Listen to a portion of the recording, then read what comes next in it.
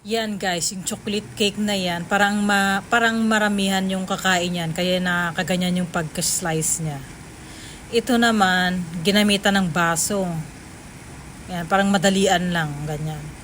Pag gustong madali ang kuha ng cake, yan, gamitan mo ng baso. Ito naman, minarkahan dun sa may gitna. Ayan, tapos hiniwa-hiwa sa may gilid. Pang maramihan din. Sa kanila, hiwain yung sa gitna. Pwede. Ito namang puting cake na to, hinay-himay muna yung paghihiwa niyan. Parang ang dami ning kakain yan. Kaya ganyan yung slice niya, ang dami.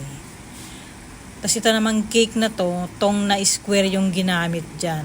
Parang mabilisan lang ng pagdakot. Ganun. Ganun yung style niya. O, diba? Kuha agad. Ito naman yung bilog na cake na to,